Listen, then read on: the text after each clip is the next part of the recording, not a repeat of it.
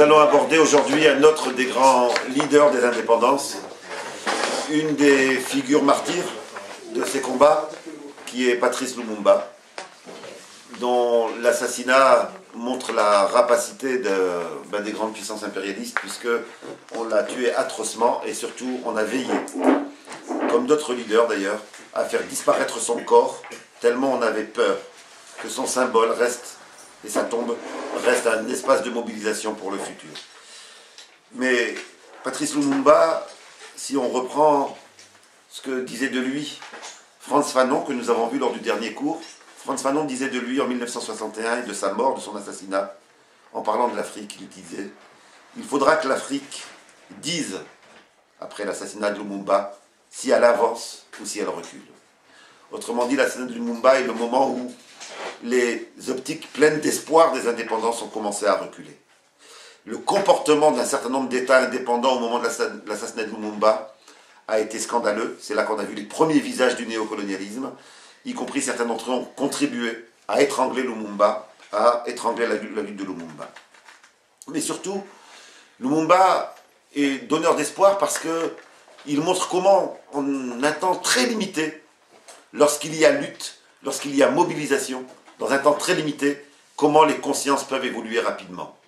Aujourd'hui, où nous sommes dans une phase dans laquelle on se demande si en Afrique, l'offensive populaire va pouvoir reprendre. Aujourd'hui, quand on regarde l'Afrique et qu'on voit les décompositions, quand on voit les gains des néocolonialistes, quand on voit les guerres impérialistes qui reviennent, on se dit, mais jamais on ne pourra reprendre l'offensive. Eh bien, Lumumba nous montre, en 2 ans, Lumumba passe de l'indigène évolué qui admire le colonisateur, et en 2 ans, il passe au militant leader anti-impérialiste qui galvanise son peuple et qui le met au combat. Et donc oui, il y a des années qui comptent pour des dizaines d'années lorsqu'il y a mouvement, débat, mobilisation.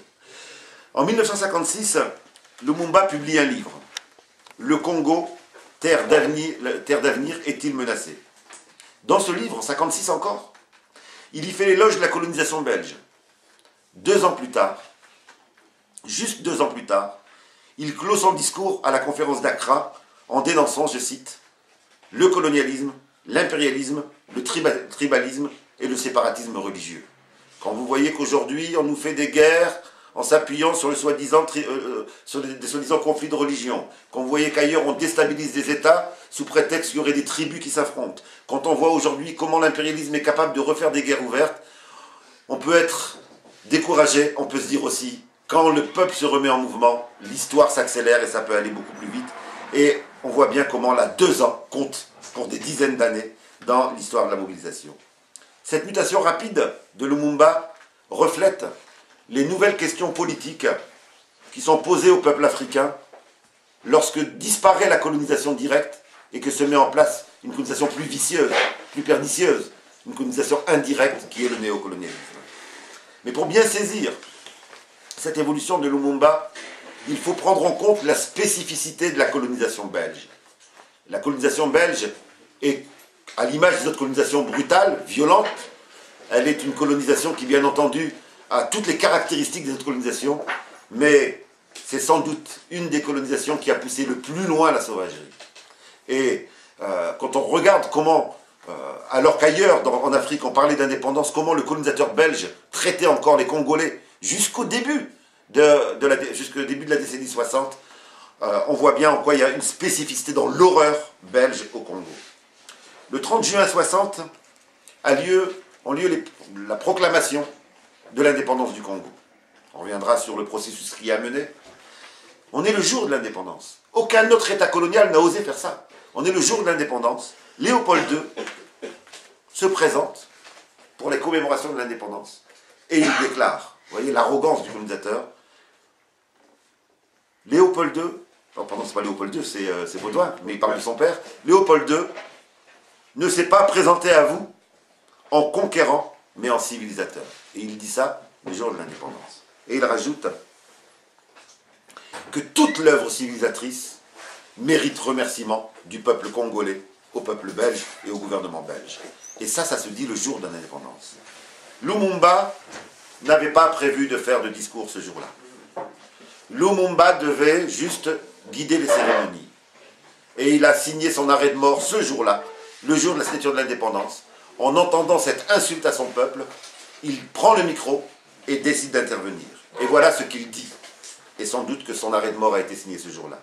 Il dit, en réponse au discours sur la mission civilisatrice, ce que fut notre sort en 80 ans de régime colonialiste. Nos blessures sont trop fraîches et trop douloureuses encore pour que nous puissions les chasser de notre mémoire. Nous avons connu le travail harassant, exigé, en échange de salaires qui ne permettaient ni de manger à notre faim, ni de nous vêtir, ou de nous loger décemment, ni d'élever nos enfants comme les êtres chers. Plein de colère, Lumumba continue.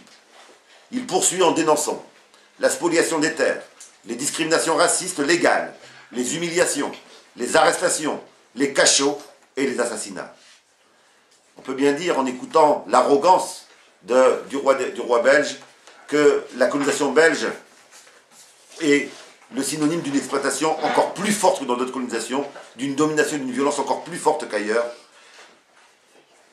à tel point qu'en 1962, ceux qui écrivent sur le Congo sont contraints encore de prendre des pseudonymes pour dire la réalité de ce qu'a été la colonisation belge. C'est le cas du géographe Augusto Morel, qui écrit un excellent livre que je vous conseille tous de lire, Le Congo, de la colonisation à l'indépendance. Il est obligé de le publier en 1962 avec un pseudonyme, qui est le pseudonyme de Michel Mercier. Pourquoi le Congo a-t-il déjà toutes les caractéristiques d'une colonisation comme ailleurs, mais a en plus cette sauvagerie encore plus brutale qu'ailleurs? Tout simplement parce que le Congo est marqué par des richesses particulières par rapport à d'autres pays. S'il y a un pays qui est plein de richesses, c'est bien le Congo. Et à tel point qu'il n'y a pas été possible de se partager le Congo entre grandes puissances. L'enjeu était trop grand et aurait provoqué des guerres de manière trop durable entre les grandes puissances. Et donc ils ont décidé, compte tenu de ces richesses et de ces rivalités, que le Congo ne serait pas la colonie d'un pays, mais va être une propriété privée du roi des Belges. C'est le seul cas, propriété privée du roi des Belges, mais tout de suite en ajoutant avec liberté d'accès pour toutes les puissances coloniales. Bref, on a là, avant même que l'Europe pense à le faire, puisque maintenant c'est le programme de l'Europe, on a bien un euro-impérialisme qui se met en place. On a une Eurafrique, comme ils l'appellent, qui tente de mettre en place une politique eurafricaine, c'est-à-dire une exploitation collective, on se partage l'intervention sur un même territoire. Les rivalités impérialistes entre la France, l'Angleterre et l'Allemagne les empêchent de se partager le Congo, alors on s'entend pour le concéder à une société anonyme, propriété du roi des Belges. Dès sa naissance, l'État indépendant du Congo, puisqu'ils l'ont appelé comme ça, ils ont osé l'appeler indépendant, puisque ça n'appartenait pas à un pays, l'État indépendant du Congo est une propriété privée du roi, et il est géré sous une forme commerciale. On trouve nulle part ailleurs ces deux caractéristiques. Pour que cela soit possible, bien entendu, il fallait une violence particulière. Parce que quand c'est une propriété privée, déjà quand c'est une colonie classique, c'est comme ça, mais quand c'est une propriété privée, il faut une rentabilité immédiate à court terme. Et on va avoir, effectivement, un massacre à cette époque-là. L'ethnologue belge Daniel van Groeneweg, dans son livre « Du sang sur les lianes », illustre cette violence. Et le titre même du sang sur les lianes indique bien que c'est par des massacres du peuple congolais que le roi des Belges a inauguré sa propriété privée. Le journaliste états-unien Adam Hochschild, et là aussi c'est un livre à lire, intitule son livre « Un holocauste oublié ». Quand on nous dit qu'il y a juste un holocauste et un seul, il emploie lui le terme d'holocauste, sans doute qu'il sera traité d'antisémite par certains, et il dit l'holocauste oublié parce qu'effectivement, on oublie qu'au Congo, ça a été par centaines de milliers que les assassinats ont eu lieu. Quant à l'historien français Yves Ternon, il nous souligne, il nous rappelle que la population du Congo diminue de moitié entre 1880 et 1926. Imaginez simplement la population française d'aujourd'hui en 50 ans. Imaginez qu'on passe de 60 millions à 30 millions, de 2014 à 2074, Imaginez le traumatisme que ça peut faire. Et quand on a des discours aujourd'hui sur mais pourquoi ils ne se relèvent pas, mais ils sont indépendants depuis 50 ans, c'est oublier l'ampleur de cet holocauste, l'ampleur de ces dimensions-là. Parce qu'aujourd'hui, on voit des émissions sur le Congo, les gens disent on ne comprend plus rien, etc. On oublie bien entendu de parler des ingérences actuelles, mais on oublie aussi de parler de ce qu'a payé le peuple congolais à la colonisation. Ce sont des violences de masse qui sont exercées et qui vont d'ailleurs, ces violences ont été telles que même les autres puissances impérialistes, enfin les puissances impérialistes, même l'ONU, enfin à l'époque l'ONU va intervenir, enfin la Société des Nations, la SDN, va intervenir pour dire oh là là, attention, on va trop loin. Et il va y avoir à ce moment-là une exigence d'un traitement plus humain des indigènes. Donc, ça c'est le vocabulaire de la Société des Nations. Traitement plus humain des indigènes. Et c'est d'ailleurs ce qui va amener, à quoi ça va déboucher, non pas à un traitement plus humain, hein. Ça va aboutir simplement que la colonie cesse d'être la propriété du roi des Belges, 1909, 1908, pour devenir la propriété de l'État belge. Et donc elle devient une colonie classique après 70 ans de propriété privée à une personne.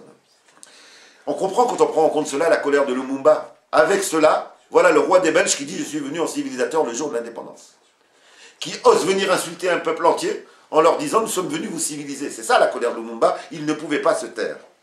Lumumba, cette colère, pour la comprendre, il faut retracer son histoire. Et retracer tous les chemins et les étapes dans lesquelles sa conscience a évolué. Il est né en 1925 dans une famille de paysans pauvres, donc c'est un enfant de paysans pauvres, du Kasaï.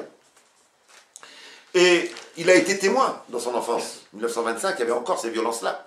Il a été témoin de ces pratiques de violence massive. Lumumba est scolarisé dans une mission catholique, puis dans des missions protestantes. Et la mission est un outil de l'État belge. L'État belge lui demande aux missions de conquérir l'esprit des indigènes. Et les missions, pourquoi, malgré cela, les Congolais ont été? Pourquoi on a quand même un certain nombre de Congolais qui ont été apprendre dans l'école du colonisateur, malgré qu'on voyait très bien que c'était l'outil du colonisateur? Pour une raison toute simple, c'est que celui qui n'était pas dans les missions, eh bien, il était réquisitionné pour un certain nombre de travaux d'esclavage. Ils étaient réquisitionnés, tous les garçons au-dessus de 12 ans, non scolarisés, étaient considérés comme oisifs. Et à ce titre, recrutés de force pour les plantations et pour les mines.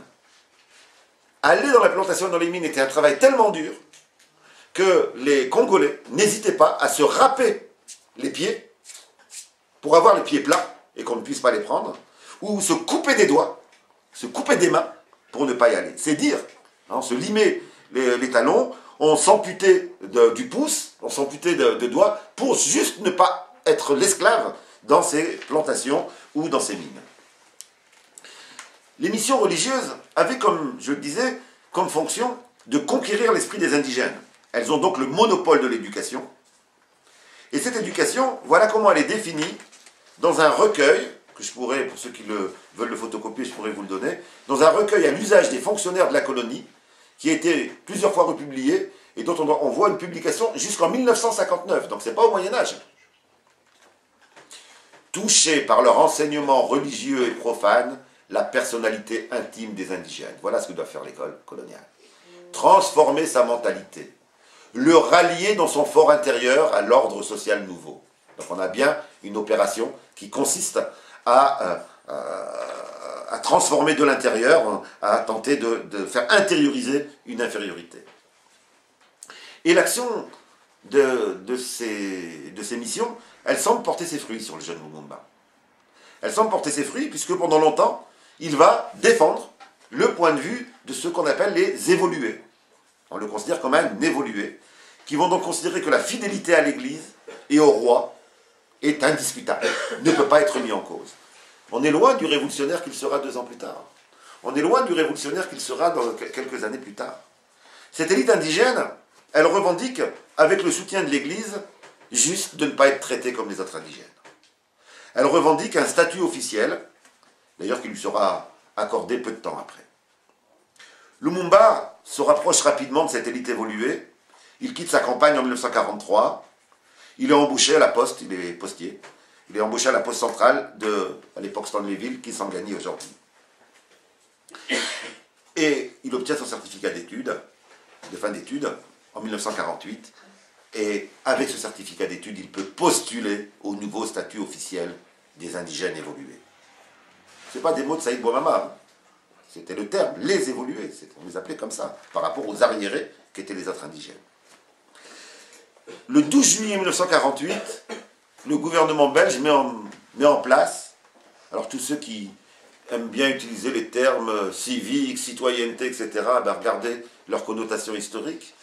Le 12 juillet 1948, le gouvernement belge met en place une carte du mérite civique. Vous avez tout là-dedans. Mérite, donc les évolués méritent par rapport aux autres qui ne méritent pas, et ils sont civiques par rapport aux autres qui sont des indigènes et pas des citoyens.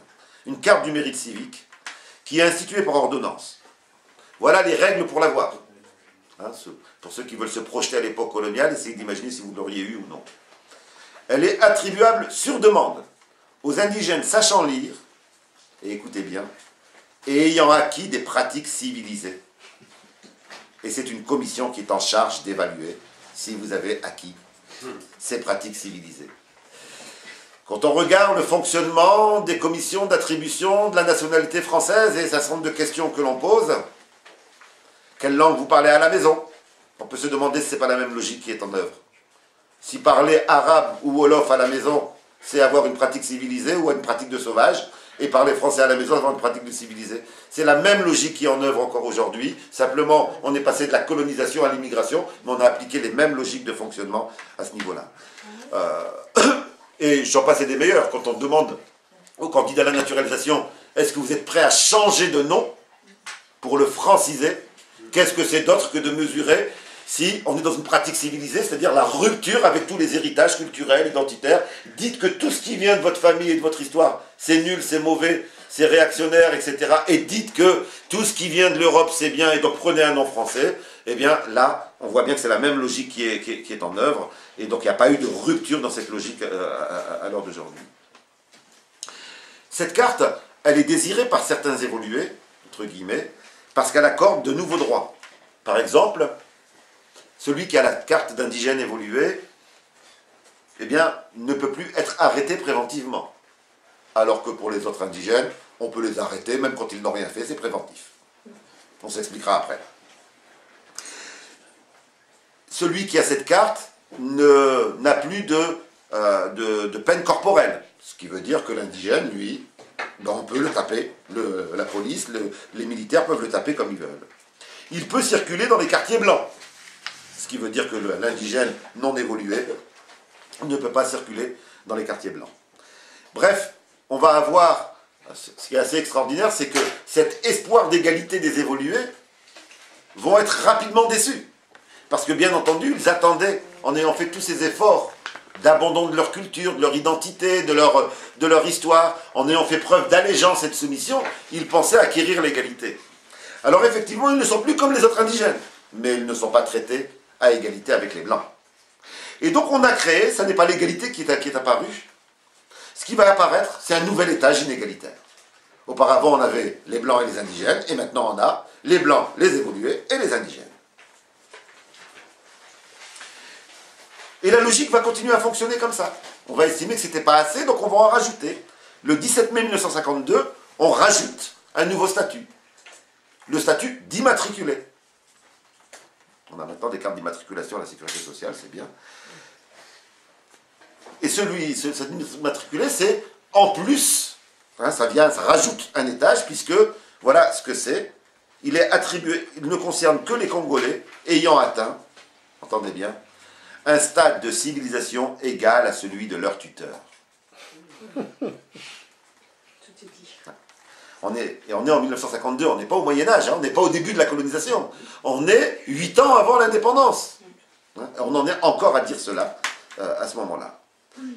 L'immatriculé relève du droit civil européen, alors que l'indigène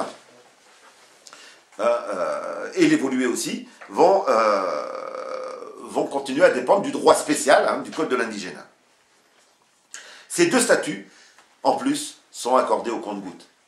C'est même pas, parce que on aurait pu dire c'est une manière de concilier, de trouver des couches moyennes, etc. Non, non, c'est attribué au compte-gouttes. Alors juste en termes d'indication, en 58, on compte sur tout le Congo. Je rappelle que le Congo, c'est un pays continent en termes d'espace. Hein. Sur tout le Congo, on compte 1557 détenteurs de la carte du mérite civique et 217 chefs de famille immatriculés. 217. Et donc on a vraiment l'idée d'une élite coloniale qui est mise en avant. Bref, les espoirs égalitaires de l'élite qui sont fidèles au régime colonial vont être déçus.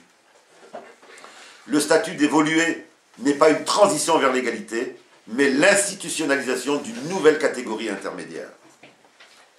Un peu d'ailleurs, quand on rappelle à certains qui pensent être arrivés, qui s'appellent Mohamed ou Mamadou, Fatima ou Aminata, qui pensent être arrivés parce qu'ils ont un poste de ministre, ou un poste d'adjoint au maire, ou un poste d'élu aujourd'hui, ou un poste de directeur d'un service, qui pensent ne plus rien avoir à faire avec l'immigration, jusqu'au jour où on leur rappelle « Oh, tu restes à ta place ».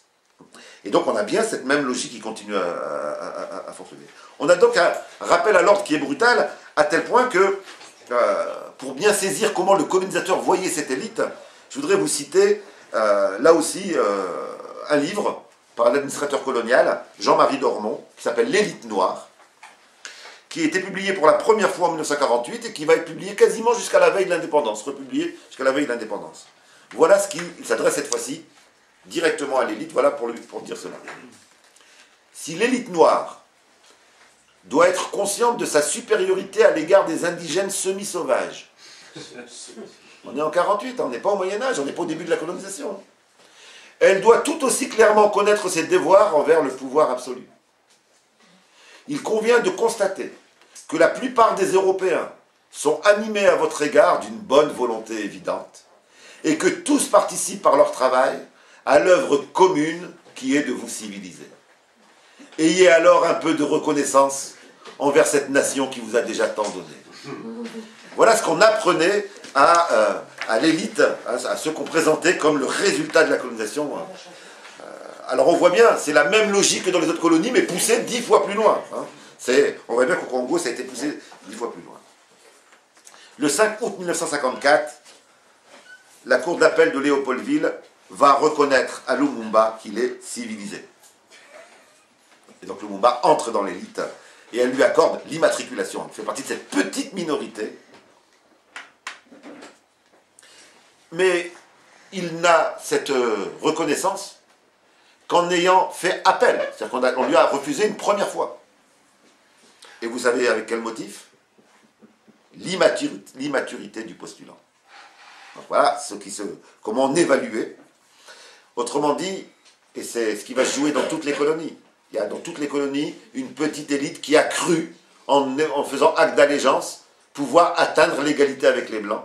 Sauf que le système colonial ne peut pas donner l'égalité, et que ça va provoquer donc un espoir déçu, et ça va être porteur d'autres révoltes ensuite. L'impossible égalité avec les Blancs, révélée par la mystification qu'est l'immatriculation, va entraîner des discours critiques de plus en plus importants. Et les évolués vont être une des catégories dans lesquelles le discours de rupture va commencer à naître. Pour Lumumba, le changement va d'abord se repérer, lui qui disait que la colonisation belge était parfaite et qu'il adorait le colonisateur, dans quelques articles qu'il écrit dans des journaux pour évoluer, les journaux, c'est La Voix du Congo, La Voix du Congolais, dans lequel à la fois il ne remet pas en cause la colonisation, mais il dénonce un certain nombre de traitements qui sont faits aux indigènes et qui sont faits surtout aux évolués. Et il dénonce surtout le fait qu'en tant qu'évolué, il ne soit pas traité comme les autres Belges. Voilà ce qu'il dit dans un de ses articles, qui date de 1956. Le désir essentiel de l'élite congolaise est d'être des Belges et d'avoir droit à la même aisance et aux mêmes droits. Et c'est le drame du système colonial, c'est pour ça que le colonialisme ne peut jamais l'emporter, c'est que même les élites qu'il produit pour le servir, il ne les traite pas, il ne peut même pas les traiter à égalité. C'est le propre du fonctionnement du système colonial. Dans le livre qu'il écrit à cette période-là, il accompagne ce livre d'un courrier pour son éditeur, Et voilà ce qu'il dit à cette époque-là, donc en 1957, pour demander la publication du livre, qui va lui être refusé. Il dit tout simplement, faites attention, il y a un mécontentement des populations congolaises, mais il se présente encore comme le relais avec ces populations. Il y a un danger de perte de confiance. Et attention, il y a une propagande anti-belge qui s'effectue sournoisement dans le but de séparer les Congolais et les Belges. On est loin du révolutionnaire qu'on connaîtra plus tard. Et qui, cette propagande anti-belge, remet en cause la souveraineté belge en Afrique. Et il nous dit, il est essentiel, si on veut éviter que ces perturbateurs qui remettent en cause la puissance belge l'emportent, il est essentiel d'harmoniser les rapports sociaux entre Belges et Congolais. Bref, on a cette élite et Lumumba à cette époque-là, hein, donc là, même pas un an avant qu'il devienne un symbole des luttes africaines, eh bien Lumumba est encore en train de proposer, encore en train de dire, on ne vous demande pas l'indépendance, on vous demande juste de nous laisser une place. Et pourtant, le livre va être interdit, alors qu'il est de cette connotation-là. Il va déjà trop loin. En demandant simplement l'égalité dans le cadre colonial, c'est trop. C'est dire que l'indépendance n'était même pas posée. Voilà comment on lui répond. D'après lui, donc il parle de Lumumba, donc en fait ça c'est le courrier interne à la maison d'édition, entre celui qui a lu le livre pour donner son accord et qui donne le refus au directeur des éditions. D'après lui, donc d'après Lumumba, la rapide évolution du Congo est due non seulement au cerveau qui pense, le blanc, mais aussi au bras qui exécute, le noir. À ce propos, ses assertions quant à l'énergie et au rendement de ses congénères me paraissent d'un optimisme nettement exagéré. On ne publie pas le livre parce que Lumumba a dit que les Congolais étaient capables de travailler comme tous les êtres humains. Et qu'ils étaient rentables et donc que certains se faisaient du profit là-dessus. Ça suffit pour qu'on considère qu'il va trop loin. Mais en réalité, Lumumba aurait pu rester comme cela. Et c'est pour cela que l'Afrique doit garder l'espoir et qu'il y a des dynamismes qui peuvent renaître assez rapidement. Parce que Lumumba va bouger à partir de quoi? Qu'est-ce qui va l'amener à sortir de cette configuration? D'une part, le fait de voir que le colonisateur ne peut pas répondre aux demandes d'égalité, mais aussi la rencontre avec les autres peuples africains, avec les autres leaders africains, avec les endroits dans lesquels la lutte est plus avancée qu'au Congo. Comme de nombreux autres leaders des indépendances, la pensée politique de Lumumba va évoluer sous l'effet des rencontres avec des personnes ou des événements extérieurs. C'est dire que nous avons à renouer pour l'immigration, comme en Afrique pour les luttes d'émancipation, avec les rencontres organisées, que des gens puissent se rencontrer, etc., que faire connaître nos luttes d'un pays à l'autre, etc. En 1952, première rencontre de Lumumba avec un sociologue belge, Pierre Clément, qui mène des études sur l'urbanisme en Afrique et l'urbanisme au Congo. Et au travers de Pierre Clément, la chape de plomb qui était faite sur le Congo, le colonisateur belge faisait en sorte que les livres n'arrivent pas au Congo, que les gens ne sachent pas ce qui se passe en Algérie, qu'ils ne sachent pas ce qui se passe au Cameroun, etc. Il y avait une organisation du silence. D'ailleurs, on appelait le Congo l'empire du silence. On avait organisé le silence pour qu'ils ne puissent pas être au courant de ce qui se passe à l'extérieur. Par l'intermédiaire de sociologues belges, il va découvrir un certain nombre de théories, un certain nombre de livres. Il va accéder à un savoir qu'il n'était pas possible d'avoir directement au Congo. Tout est organisé au Congo, après la Seconde Guerre mondiale, pour que les évolutions ailleurs en Afrique, donc à la fois les luttes de libération nationale, à la fois les premiers mouvements nationalistes, à la fois les premières rencontres, etc., ne soient pas connues des Congolais. Cet empire du silence va commencer à éclater avec ce sociologue belge. Et ensuite, paradoxalement, la seconde étape, ça va être le fait qu'il va être invité, parce qu'il fait partie de l'élite évoluée, il va être invité à venir en Belgique. Parce qu'en Belgique a lieu, le colonisateur fait un voyage d'études pour les évoluer. Voyage d'études dans lequel il s'agit de les rapprocher encore plus du colonisateur. Et ici, au cours de ce voyage d'études, ben, on peut moins contrôler lorsqu'on est ici qu'au pays, eh bien il y a des rencontres. Et Lumumba est obligé de se rencontrer, enfin de prendre conscience que tous les Européens ne pensent pas la même chose, que certains sont un peu critiques vis-à-vis de la colonisation, que certains appellent à une colonisation plus humaine, et donc critiquent la Belgique sur sa colonisation trop inhumaine. Et donc ils voient des fissures au sein du dominant. Cela ne suffira pas pour que Lumumba rompe avec son attitude de soumission, mais ça lui met des questions dans sa tête. Ça l'interroge, ça l'interpelle, en tout cas, et cela, c'est des graines qui vont mûrir après.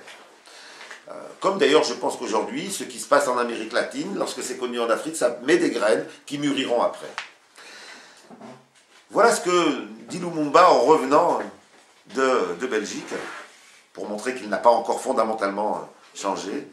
Nous souhaiterions, mais on voit déjà en quoi ça va l'amener à se transformer, que par un développement matériel, éducatif et moral continu, on améliore progressivement le niveau de vie des Congolais, notamment en payant aux travailleurs et employés noirs des salaires.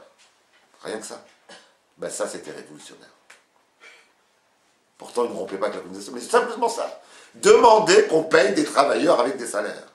Et des salaires qui leur permettront d'accéder à un standing de vie meilleur, en confiant progressivement aux autochtones capables et méritants des postes de responsabilité en rapport avec leur aptitude. Il ne fait juste que dire « Et la colonisation, vous allez trop loin, essayez de vous calmer un petit peu. » Et pourtant, ben ça c'était déjà trop que de demander au colonialisme belge. C'est d'ailleurs une autre rencontre qui va être cette fois-ci lors de la foire internationale de Bruxelles qui va provoquer des déclics encore plus forts. Parce que dans cette foire internationale, donc à laquelle Lumumba participe, bien là il va entrer en contact avec la gauche belge qui va le mettre en connexion avec d'autres mouvements nationalistes, avec des représentants d'autres pays. Et lors de ces rencontres, Lumumba va se rendre compte que, ailleurs, la question de l'indépendance est posée. Que ailleurs, il y a des peuples qui ont pris les armes pour se libérer. Que ailleurs, le moyen pour arriver à ça, ça a été de s'organiser, de créer des mouvements. Lumumba va être bousculé par cette découverte, qui vient lui montrer, le colonialisme belge a été tellement oppresseur, a organisé un tel silence, que c'était inimaginable même de penser à l'indépendance. Et là, son champ des possibles s'élargit. Il s'aperçoit que l'indépendance est une réalité accessible politiquement, bien sûr qui suppose sacrifice, mais qui est accessible politiquement. Je ne vous cache pas qu'il suffirait qu'en Afrique, nous ayons 2-3 pays qui fassent une expérience à l'exemple des latino-américains, pour que ça entraîne tout de suite, dans plein de pays, une dynamique de remobilisation. On a reculé tellement vite que l'on peut repartir aussi tellement vite. C'est effectivement cette dynamique de mobilisation. Et là, on le voit bien, cette rencontre avec cette Afrique en lutte amène ce continent, ce pays-continent, à se réveiller. Et Lumumba est un symbole de cela. Au retour de Bruxelles, Lumumba va être contacté pour participer, donc par les organisations nationalistes africaines, pour participer au congrès d'Accra, rappelez-vous le premier cours, à Accra en 1958, le nouvel État indépendant, le premier État indépendant, va réunir l'ensemble des pays indépendants dans un premier temps, et puis 6 mois plus tard, l'ensemble des organisations révolutionnaires, nationalistes et progressistes, des peuples populaires, et ils se réunissent à Accra. Et là, bien, Lumumba se transforme. On est en 1958, le Lumumba qui arrive à Accra, et le Lumumba qui part d'Accra n'est plus le même. À Accra, il a rencontré Frantz Fanon. À Accra, il a rencontré Nkrumah. À Accra, il a rencontré tous les leaders et il prend connaissance. On lui explique le mécanisme de lutte du peuple algérien par Frantz Fanon. On lui explique le processus qui a conduit à l'organisation du parti nationaliste au Ghana. On lui explique comment ailleurs, il n'y a pas eu violence, mais il y a eu des grèves massives. On lui explique des formes de lutte complètement différentes. Et surtout, et Frantz Fanon en parle, il parle de la naïveté de Lumumba, Frantz Fanon, avec plein d'amitié, même de protection vis-à-vis de Lumumba à ce moment-là, il nous dit, Mais j'avais affaire à un grand naïf. Il nous disait, si on explique bien aux Belges notre souffrance, ils vont quand même pas continuer. Et là, Nkrumah, Fanon, Nasser, tous me disent, mais oh, réveille-toi là, c'est quoi ta naïveté? Et Lumumba est bousculé par ça. Il n'est pas encore entièrement convaincu, mais il revient. Il a vu d'autres gens qui portaient un espoir populaire, qui portaient d'autres formes de lutte. Et il revient. Et son premier réflexe, en revenant, c'est de dire, il faut que j'explique. Il faut que j'explique à mon peuple ce que j'ai vu à Accra. Et donc, il va donc faire un congrès public dans lequel il y a des milliers de personnes qui viennent, dans lequel il fait un compte-rendu d'Accra. Et ce compte-rendu d'Accra va être le moment de basculement de Lumumba. Pour la première fois, il prononce, en disant à long terme, mais il prononce quand même l'idée de l'indépendance. Et là, c'est beaucoup trop pour le gouvernement belge et pour le colonisateur belge. Lumumba devient un ennemi, et on va commencer par interdire les premières organisations qui se mettent en place, par réprimer les militants, etc. Pour vous montrer l'évolution entre avant Accra et après Accra, voilà ce que nous dit Lumumba. Il nous dit « Notre mouvement s'oppose de toutes ses forces à la balkanisation du territoire national sous quelque prétexte que ce soit. » On n'est plus dans le... On va s'associer aux colonisateurs, on est déjà dans la réflexion sur si on est indépendant, il ne faut pas que notre pays soit divisé. Il a basculé, le point de vue de l'indépendance est déjà intériorisé. Et il le dit d'autant plus, pourquoi aborde-t-il cette question de la balkanisation? Eh bien parce que dans le même temps où lui accède à la conscience nationale, eh bien d'autres Congolais vont proposer que l'avenir du Congo, ça soit une fédération faite des différentes tribus, des différents morceaux du Congo. Et bien entendu, le colonisateur belge préfère cette balkanisation à un Congo uni, à un Congo qui serait un pays indépendant capable de s'autosuffire. Et c'est là que va être le drame congolais, c'est qu'à partir de ce moment-là, on va utiliser les divisions internes du Congo pour empêcher l'unité des nationalistes. Voilà ce qu'il nous dit sur cet aspect-là, au moment où se crée une tentative de diviser le Congo en morceaux. Sous le camouflage, parce que bien entendu, le mot d'ordre qui est mis en avant, c'est un mot d'ordre de prendre en compte les différentes tribus, prendre en compte les différents peuples, ne pas être dans la centralisation, comme on nous dit aujourd'hui. Hein, demain, on pourrait dire qu'il faut aller en Algérie parce qu'il y a quand même les Berbères et les Arabes, il ne faut pas que les Arabes oppriment les Berbères. Enfin, c'est ce qu'on nous dit dans plein de pays d'Afrique, voilà ce qu'il nous dit. Sous le camouflage du mot fédéralisme, on veut opposer les populations du Congo. Voilà, c'est plus le même Lumumba, hein. Il a c'est complètement transformé. Pour nous, fédéralisme, unitarisme sont toutes des formules politiques qui sont valables. Mais au Congo, ce que nous voyons aujourd'hui, c'est que ceux qui préconisent le fédéralisme, ce n'est pas en réalité le fédéralisme qu'ils préconisent, c'est le séparatisme. Ce qui se passe au Katanga, ce sont quelques colons qui disent « Oh là là, ce pays peut devenir indépendant ». Parce qu'ils voient que le peuple suit Lumumba. Et toutes ces richesses vont servir à cette grande nation, la nation des nègres. Non, c'est pas possible. Il faut le Katanga comme État indépendant. Katanga, c'est une partie du Congo. De telle manière que demain, c'est le grand capitalisme, vous voyez les nouveaux mots qu'utilise Lumumba, c'est complètement transformé, c'est le grand capitalisme qui va économiquement dominer les Africains. Le fédéralisme au Congo suppose et signifie le séparatisme ethnique.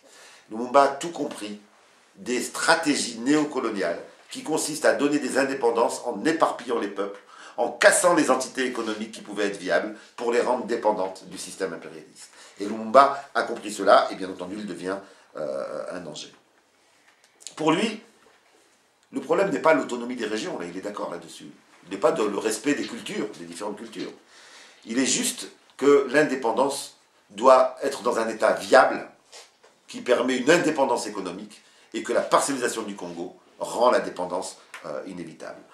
Entre guillemets, c'est exactement le même processus aujourd'hui par rapport aux interventions en Afrique. Couper le Mali en deux empêche toute indépendance économique du Mali. Couper l'Algérie en trois, comme le voudraient certains, c'est empêcher toute indépendance de l'Algérie possible. Couper la Libye en deux, comme ils l'ont fait, et le Soudan en deux, etc. Vous regardez aujourd'hui, toutes les interventions, on rebalkanise les États africains, on redivise en plusieurs entités. Si demain nous avons 400 États en Afrique, donc des micro-États, pour les dominer, ça sera bien entendu facile. D'ailleurs, ils ne cachent même plus leur stratégie, puisque ceux qui défendent une division de l'Algérie en 3 nous disent un des États, ce serait le Sahara. Donc juste le pétrole. Voilà, il y aurait un État, ce serait le pétrole. Lui, il sera viable, hein, mais il sera viable sous domination occidentale, bien entendu. Son voyage à Accra va donc être un moment de prise de conscience extrêmement important, la rencontre avec ses militants va l'amener à accélérer son processus de prise de conscience en mettant en avant de nouveaux mots d'ordre, et en particulier le mot d'ordre d'indépendance. D'ailleurs, dans son discours à Accra, voilà comment il termine, donc ça s'est bien passé à ce moment-là. Il nous dit « Le Congo ne peut être considéré comme une colonie, ni d'exploitation, ni de peuplement, et son action à l'indépendance est la condition sine qua non de la paix. » Quelques jours plus tard, il rajoute « L'objectif du mouvement national congolais est d'unir et d'organiser les masses congolaises dans la lutte pour l'amélioration de leur sort, la liquidation du régime colonialiste et l'exploitation de l'homme par l'homme. » Je fais exprès d'entrer dans le détail, de vous citer autant Lumumba pour qu'on le prenne conscience.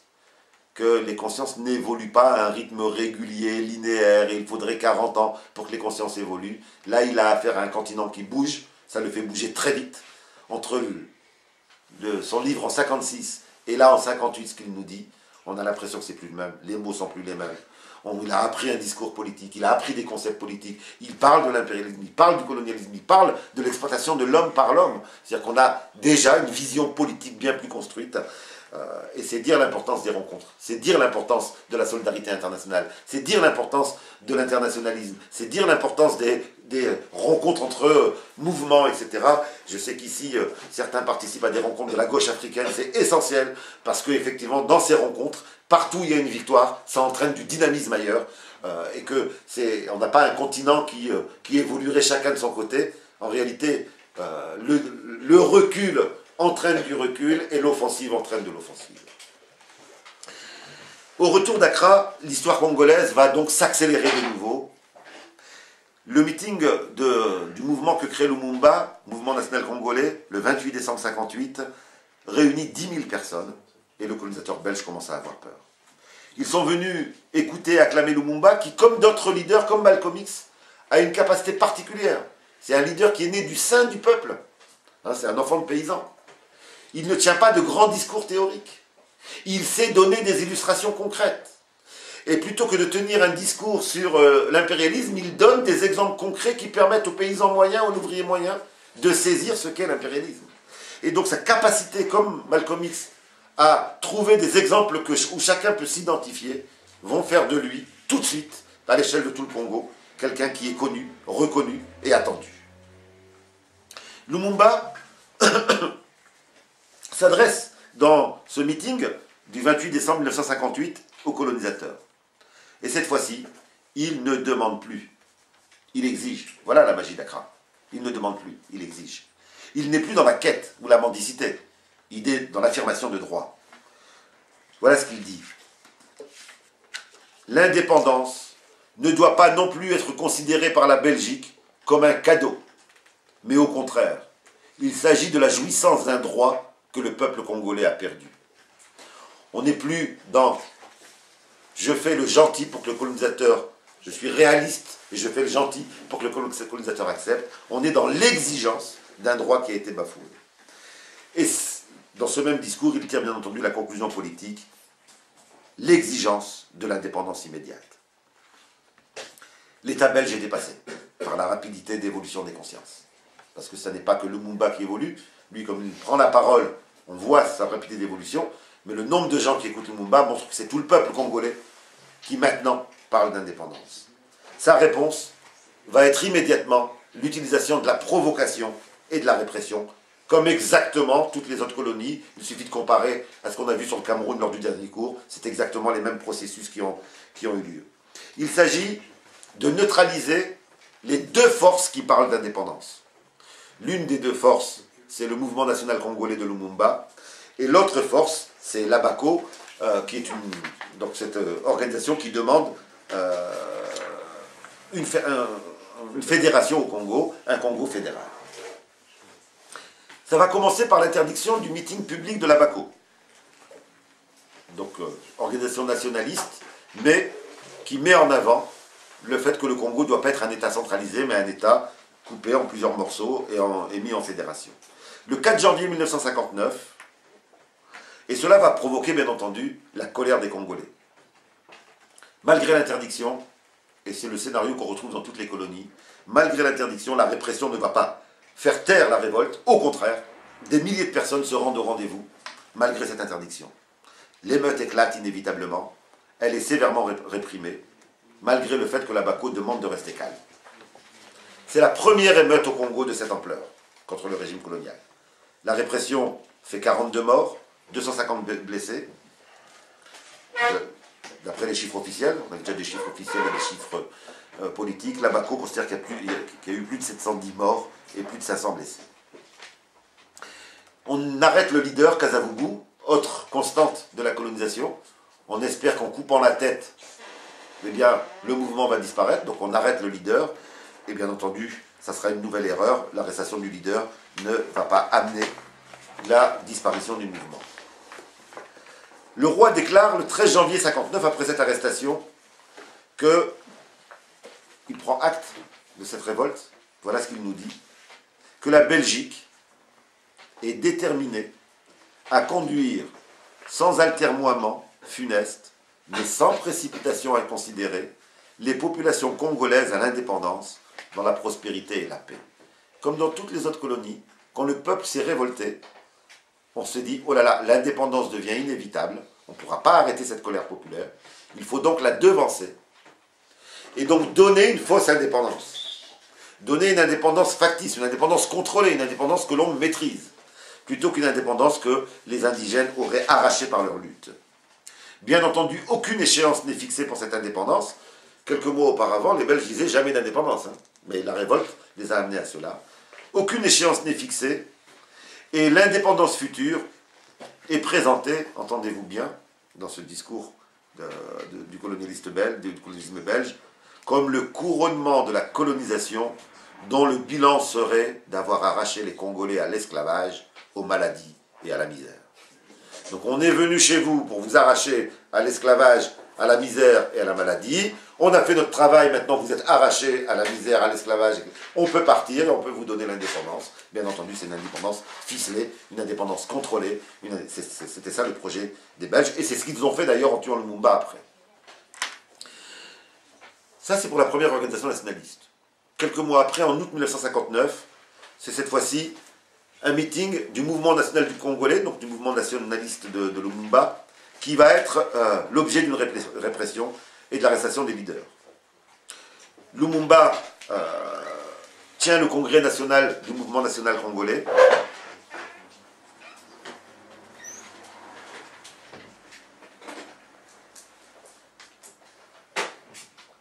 On va attendre qu'il s'installe.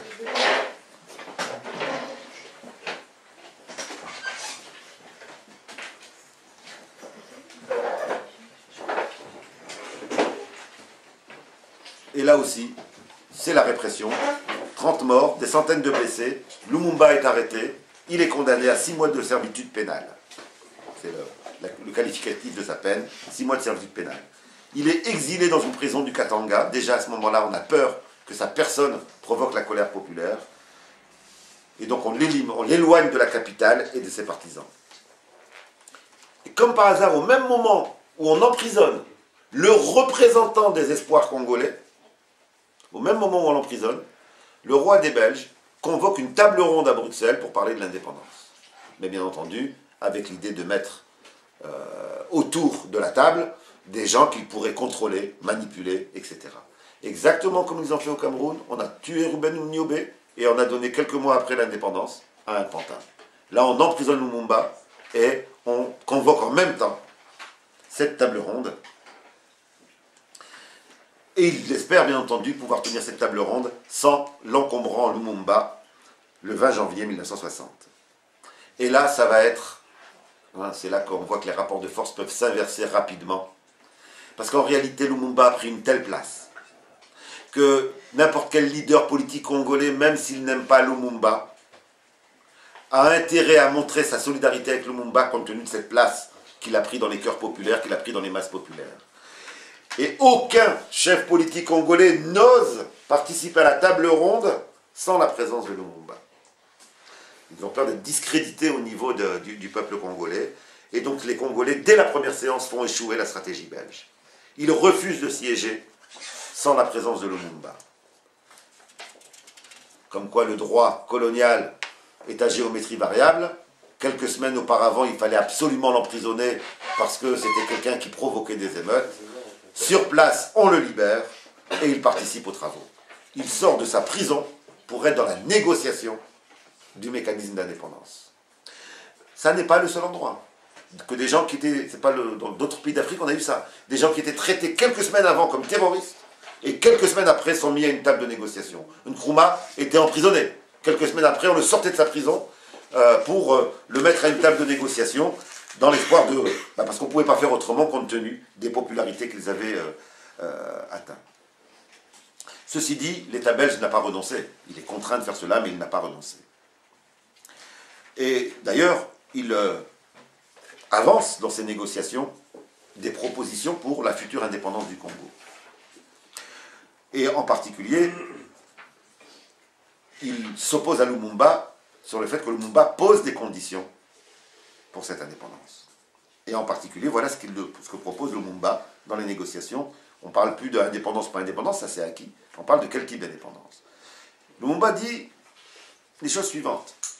Le futur État congolais fonctionnera sur la base du réinvestissement sur place de tous les bénéfices réalisés par les sociétés nationales, les entreprises qu'il y a au Congo,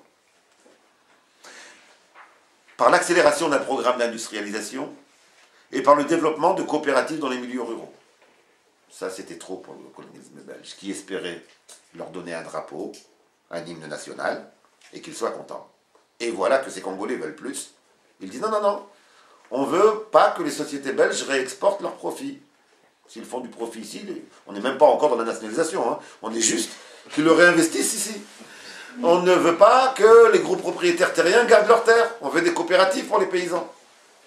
Et donc, l'espoir d'une indépendance néocoloniale, Lumumba montrait, avec des mots qui sont encore pas des mots révolutionnaires, qui sont encore modérés, montrait que c'était, ça ne se passerait pas ainsi. Quant au futur État, voilà ce que nous dit Lumumba sur le futur État indépendant. Et les fonds, parce que il y avait la théorie à l'époque, mais s'ils ont leur indépendance, ils ne vont pas réussir à s'en sortir, ils ne savent pas gérer. Voilà ce qu'il nous dit. Et les fonds, eh bien nous les aurons. Parce que pour le moment, toutes nos richesses et toutes ces matières premières, tout ce qui constitue le revenu national, nous n'en bénéficions presque pas, ou dans une part insignifiante. Mais si nous avons notre pays demain, le revenu national sera consacré exclusivement à améliorer les conditions de vie des travailleurs. Comment voulez-vous que nous puissions améliorer les conditions de vie des travailleurs tant que nous n'avons pas la puissance, tant que nous avons la puissance coloniale qui rafle tous les bénéfices? Et on voit bien en quoi Lumumba était dangereux pour le colonisateur belge, c'est que tout en n'ayant pas un programme complètement défini, tout en n'ayant pas une culture politique dans laquelle tout était dessiné, il était dans une optique de réappropriation des richesses nationales, dans une optique d'une industrialisation nationale, et dans l'optique surtout que ce soit les travailleurs qui bénéficient de l'indépendance. Et bien ça, c'était inacceptable pour le colonisateur qui s'apprêtait à décoloniser, qui s'apprêtait à se retirer en ayant mis un pantin.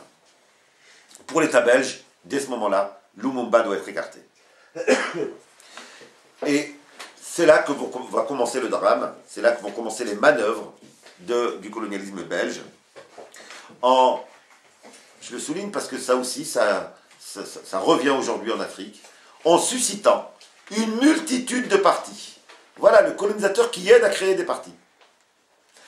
En Algérie, on en a 50 aujourd'hui, hein, pour vous dire, plus d'une cinquantaine. Et on appelle ça le multipartisme, c'est-à-dire qu'on crée des partis bidons, hein, et bien entendu, ça permet d'éparpiller les forces et d'éviter que les aspirations populaires puissent être représentées par une force capable de créer un rapport de force. Donc on va susciter la création de multiples partis. Et bien entendu, en ce qui concerne le colonialisme belge, on va créer des partis sur une base régionale, puisque comme l'indépendance est devenue inévitable, ben, il s'agit de commencer la balkanisation du Congo.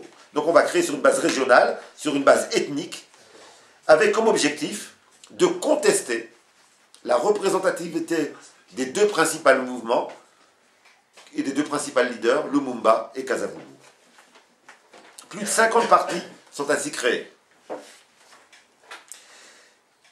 Lumumba, bien entendu, analyse cela et repère cela, et voilà comment il analyse la situation sur cette nouvelle stratégie de l'État belge. Les troubles de Léopoldville, le 4 janvier 1959, servirent de déclic et forcèrent le gouvernement belge à réagir rapidement et à modifier une tactique en vigueur depuis toujours. De paternaliste et tatillonne, elle devint laxiste et permissive. Auparavant, on n'avait pas le droit de créer un seul parti, c'était réprimé, et maintenant, ça devient permissif, il faut en créer des dizaines. N'étant pas suffisamment puissante, donc la puissance belge, pour s'imposer par la force, la Belgique décida d'employer la duperie. L'adage divisé pour régner étant toujours de mise, elle s'efforça de multiplier en sous-main la naissance de partis à caractère ethnique ou régional, facilement contrôlables et réveillant de vieilles rancœurs remontant à la nuit des temps.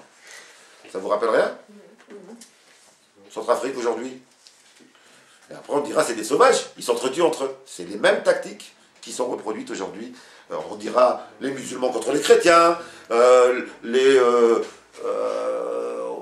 Hutus contre les Tutsis. On va inventer, effectivement, on va instrumentaliser, on va mettre en scène des conflits pour éviter l'unité nationale contre le colonisateur.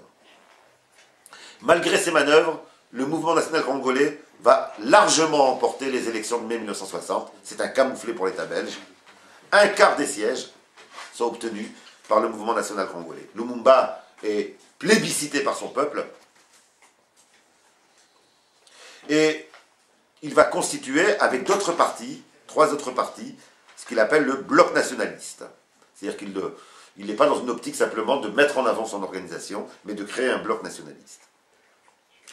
Le souci d'unité nationale va également amener Lumumba, alors qu'il est majoritaire, à ne pas postuler à la présidence pour éviter que l'on utilise l'autre grand mouvement nationaliste, l'Abako, et Kasavubu, son leader, qu'on les mette en opposition avec le MNC. Et donc, Lumumba va accepter d'être au poste de Premier ministre et va laisser, donc il se retire, il se remet au second plan pour maintenir l'unité nationale jusqu'à l'indépendance. Lumumba ne peut plus être légalement écarté puisqu'il est maintenant Premier ministre. Et puisqu'on ne peut plus l'écarter, on va tenter de le corrompre. Ils ont tellement l'habitude de trouver des personnes qu'ils corrompent qu'ils pensent que c'est possible avec lui.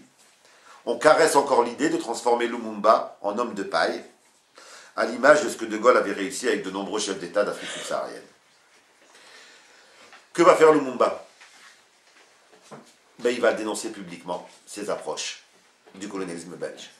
Il va rendre public ses approches du colonialisme belge, en disant « On nous traite d'incapables, parce que nous avons refusé le régime de la communauté du genre de la France, puisqu'à cette même époque, la France proposait que les nouveaux États indépendants soient dans une communauté, donc la communauté française, avec l'État français. Et Lumumba refuse cela. On nous attaque parce que nous ne voulons plus de suggestion. On nous attaque parce que les membres du gouvernement congolais sont des hommes honnêtes, qui n'acceptent pas la corruption. On a voulu nous acheter. On a voulu m'acheter moi-même, par des millions. J'ai refusé. C'est une leçon de stratégie énorme.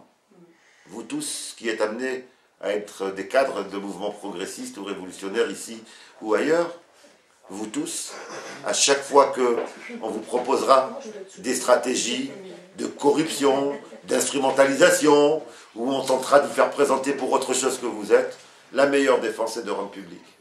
Ne jamais rien garder en secret. Le dominant a toujours peur de l'aspect public. Il peut tenter d'instrumentaliser, de magouiller, etc. Il faut rendre public. Et à chaque fois que vous êtes devant une stratégie d'instrumentalisation, il faut sortir un document qui le rend public. Ils n'aiment pas la lumière, les dominants. Seuls les dominés aiment la lumière. Trop populaire pour être écarté légalement, Lumumba, trop incorruptible pour être instrumentalisé, il ne reste qu'une solution pour le colonisateur. Le faire chuter. Tous les moyens sont utilisés.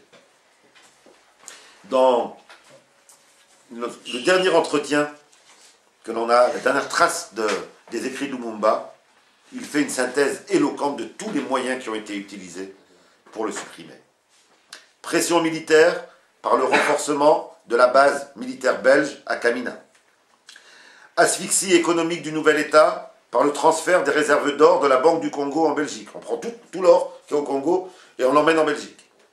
Corruption de ministres par l'octroi de cadeaux. Agitation de l'Église catholique contre ce leader qu'on présente comme un communiste. Et c'est l'échec de toutes ces tentatives-là qui va amener le colonisateur à aller plus loin, c'est-à-dire à construire concrètement la séparation du Congo en plusieurs morceaux. L'échec des manœuvres, de toutes ces manœuvres, conduit à l'option de l'éclatement du Congo en plusieurs territoires. Et Lumumba a très bien compris cela, et là aussi le dénonce. Et il nous dit, de ces échecs-là, de tout cela, il résulta la sécession du Katanga et du Kasaï.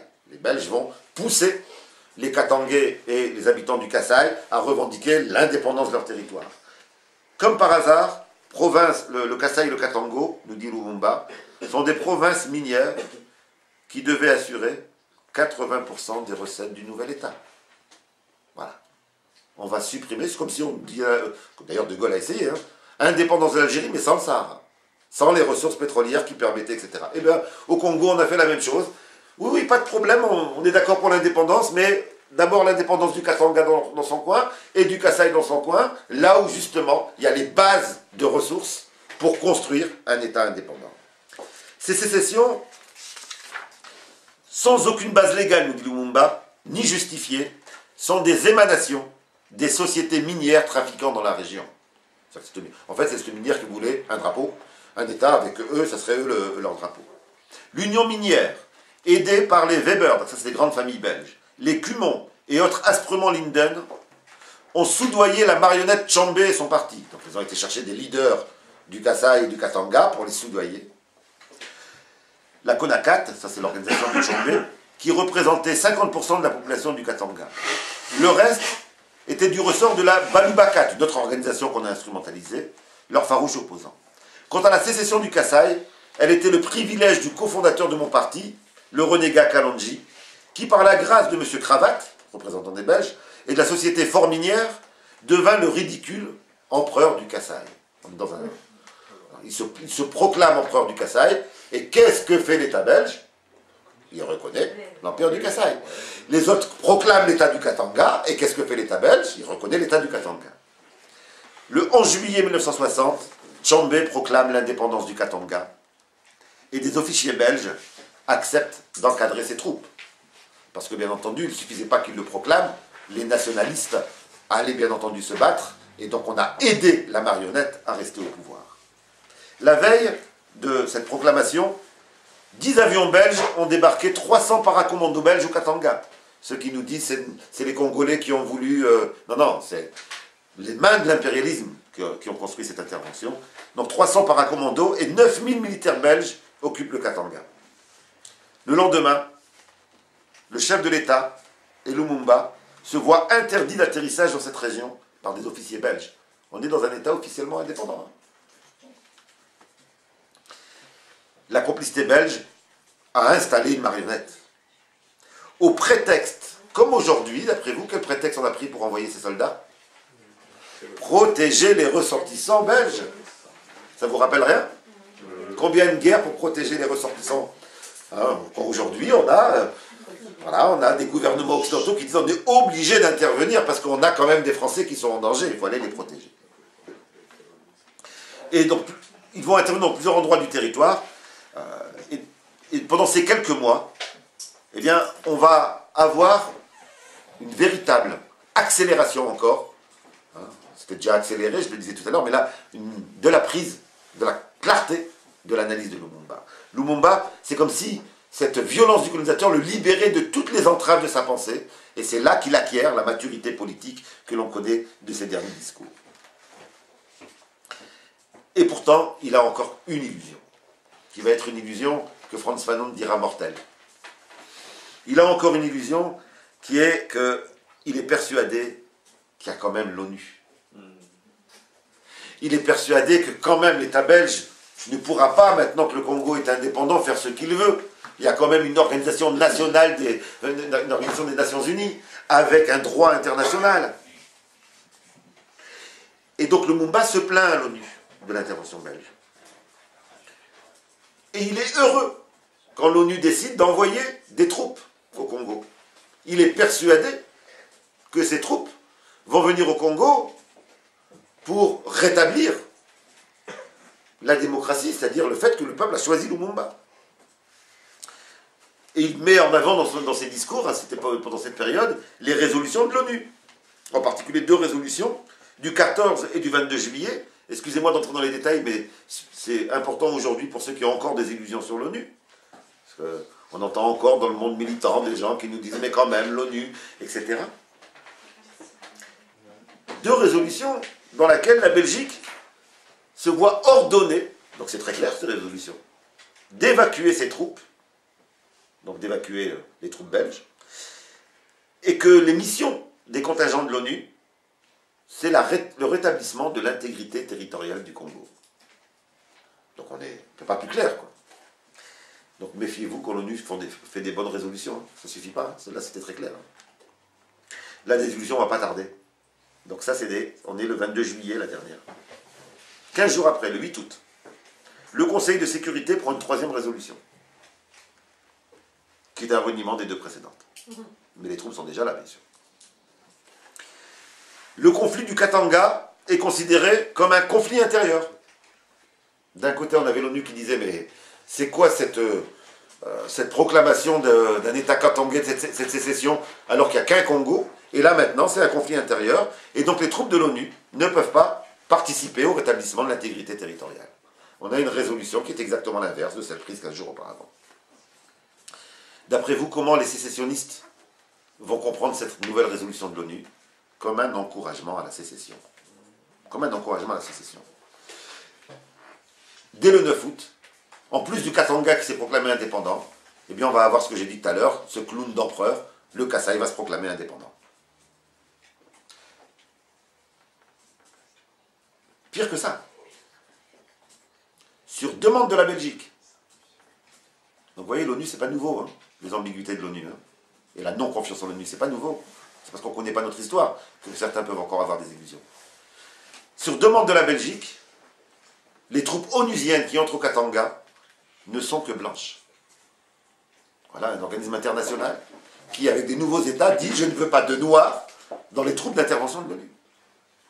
On voit bien à quoi ça pouvait servir. Lumumba va donc prendre conscience à ce moment-là que toutes les puissances impérialistes qui sont représentées à l'ONU et qui sont dominantes à l'ONU, toutes ces puissances-là sont unies pour éviter l'indépendance du Congo. Ce n'est plus simplement avec la Belgique qu'ils se confrontent. Le Congo est tellement riche que c'est un enjeu pour toutes les puissances impérialistes. De la même façon qu'au tout début de la colonisation du Congo, le Congo était trop riche pour appartenir à une seule puissance colonialiste et qu'on a inventé un statut qui permettait à tous d'y accéder, de la même façon, à ce moment-là, eh bien, le Congo est trop riche pour être simplement l'affaire d'un seul État. Il y a alliance des différents impérialismes pour éviter un Congo indépendant, réellement indépendant au niveau économique. Voilà ce que dit Lumumba.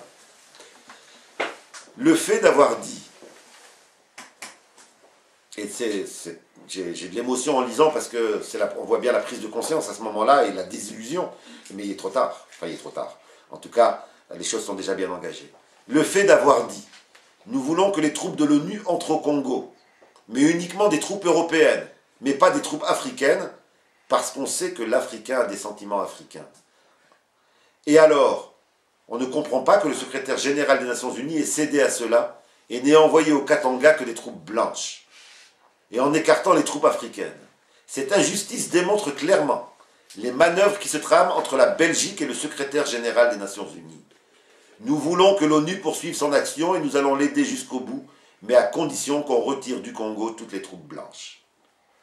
Et donc, la réaction de Lumumba, c'est de dire « je préfère qu'il n'y ait aucune intervention de l'ONU plutôt que de m'envoyer des troupes qui ne vont servir que mes ennemis et qui vont me mettre en incapacité, moi, de réagir. » Lumumba va donc décider à ce moment-là, lui qui était, pendant toute son histoire, partisan de la non-violence. prend conscience qu'à ce moment-là, s'il veut arrêter la sécession, il ne peut pas compter sur l'ONU. Il ne peut pas compter sur le droit international. C'est le peuple congolais qui doit, par sa force, par sa mobilisation, régler la question. Il décide donc lui-même de réduire par la force la sécession. Et ça marche. Le peuple congolais est derrière Lumumba. En 48 heures, la sécession du Kasaï est vaincue par la mobilisation populaire. Et les troupes fidèles à Lumumba entrent au Katanga. Et c'est là qu'on va avoir le grand scandale onusien. L'ONU va changer une nouvelle fois de position.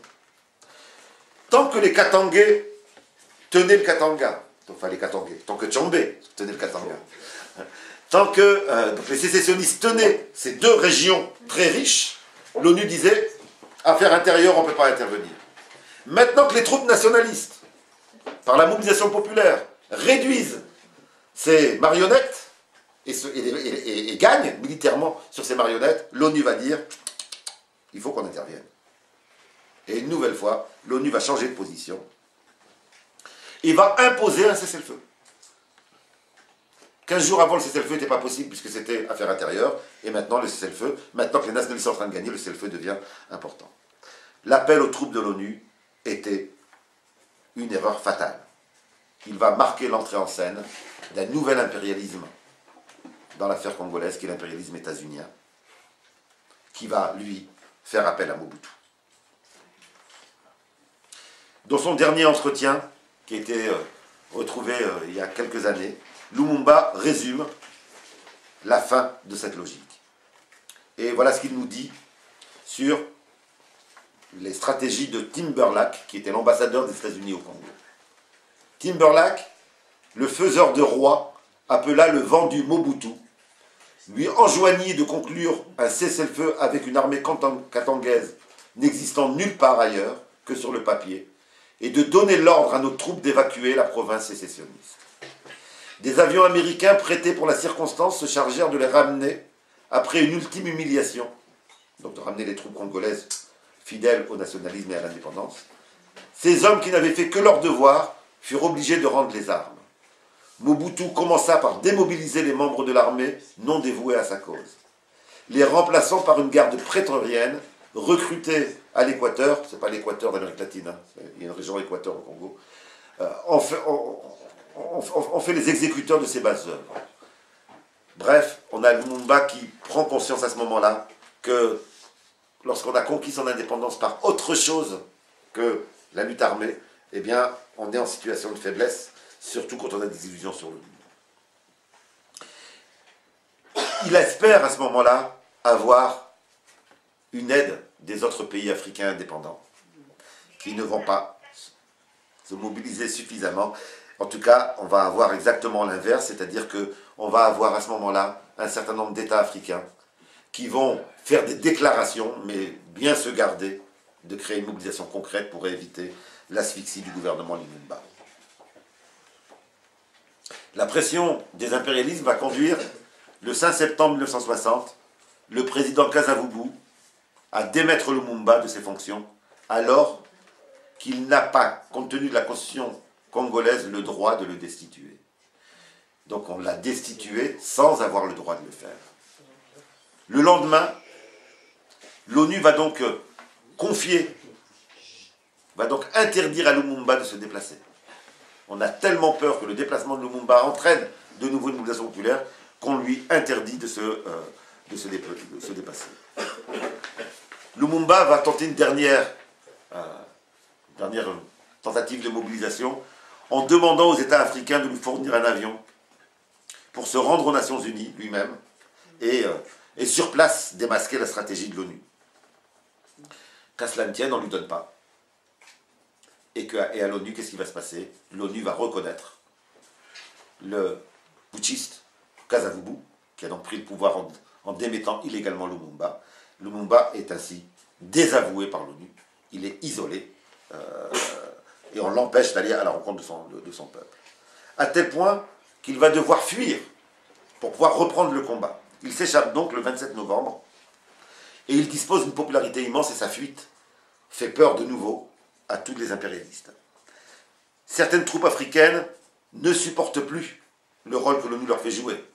parce que les troupes ghanéennes, par exemple, ne supportent plus et donc se préparent à se révolter.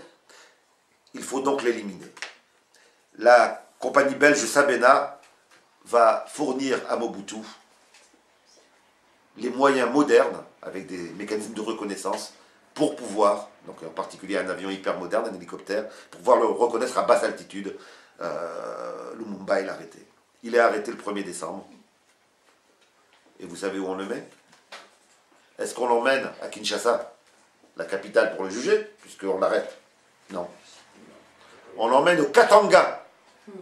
On l'emmène là où il y a son ennemi juré, le sécessionniste et putschiste, Tshombe. On l'emmène là-bas et il est assassiné le jour même. Il est assassiné le jour même. On a su, après bien des années, ce qu'était devenu son corps. On l'a découpé en morceaux. On l'a dissous dans de l'acide, de telle sorte qu'effectivement, ça ne puisse plus être un lieu de mobilisation pour les masses qui viendraient se recueillir. Quelle conclusion de tirer de tout cela? Avec Lumumba, s'achève un âge de la lutte anticoloniale. Désormais, après Lumumba, il n'est plus possible de confondre indépendance formelle et indépendance réelle. Il n'est plus possible non plus de dissocier la lutte anticoloniale et la lutte anti-impérialiste. Ce n'est pas simplement le départ des armées du colonisateur. C'est l'indépendance réelle, économique, avec une amélioration des conditions de vie des travailleurs qui est la vraie indépendance. Ce n'est pas un drapeau, ce n'est pas un hymne. L'anticolonialisme doit se muter en anti-impérialisme. La fin tragique de Lumumba est une leçon que Frantz Fanon a résumée de la manière suivante, comme à son habitude de manière admirable. Fanon nous dit, retenez bien cette phrase, on devrait la mettre dans toutes les écoles de militants, dans tous les espaces de mobilisation. L'ennemi ne recule jamais sincèrement. Il ne comprend jamais. Il capitule, mais ne se convertit pas. Appliquez-le aux luttes d'aujourd'hui. Ceux qui pensent qu'un jour, le sionisme va reculer sincèrement, qu'il comprendra, qu'il va se convertir, se trompent. L'ennemi ne recule jamais sincèrement. Il ne comprend jamais. Il capitule, mais ne se convertit pas. L'assassinat de Lumumba fait tomber les illusions sur l'ONU. Bien sûr, l'ONU peut être une tribune pour l'anticolonialisme et l'anti-impérialisme, mais elle reste en dernière instance dépendante des principales puissances impérialistes qui la dirigent. La solidarité et l'unité africaine ne peuvent plus se cantonner à la sphère du discours, aussi enflammé soit-il. Elle exige, et c'est ça la leçon de l'expérience de Lumumba et de son assassinat, elle exige des engagements et des actes. La solidarité continentale ne peut pas être de grands discours, ça passe par une solidarité concrète à chaque fois qu'un peuple africain entre en lutte. Merci.